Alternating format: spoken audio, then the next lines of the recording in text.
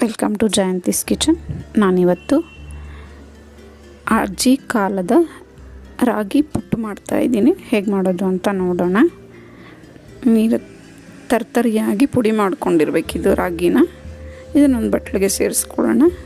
ಅದಕ್ಕೆ ರುಚಿಗೆ ತಕ್ಕಷ್ಟು ಅಂದರೆ ಚಿಟಿಕೆ ಉಪ್ಪು ಸೇರಿಸ್ಕೋಬೇಕು.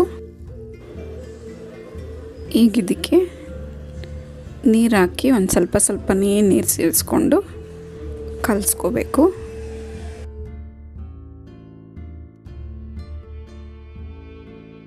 ನಾವು ಎಷ್ಟರವರೆಗೂ ಕಲಿಸ್ಕೋಬೇಕು ಅಂದರೆ ಆ ಸಿಟ್ಟನ್ನ ಕೈಗೆ ಹಿಂಗೆ ಹಿಡ್ಕೊಂಡಾಗ ಸುಮ್ಮನೆ ಉಂಡೆ ಆಕಾರಕ್ಕೆ ಬರೋ ರೀತಿ ಬಂದರೆ ಸಾಕಾಗುತ್ತೆ. ಇದು ಕರೆಕ್ಟಾಗಿದೆ. ತುಂಬ ಒಂದೇ ಸತಿ ನೀರು ಹಾಕ್ಕೊಂಡ್ರೆ ತುಂಬ ಆಗೋಗುತ್ತೆ, ಆಗ ಚೆನ್ನಾಗಿ ಬರಲ್ಲ ಪುಟ್ಟು. ಇಷ್ಟು ಕಲಿಸ್ಕೊಂಡ್ರೆ ಸಾಕಾಗುತ್ತೆ. ಈಗ ಇದನ್ನು ಹಬೆಯಲ್ಲಿ ಬೇಯಿಸ್ಕೊಳ್ಳೋಣ. ಸ್ಟವ್ ಮೇಲೆ ಒಂದು ಇಡ್ಲಿ ಪಾತ್ರೆ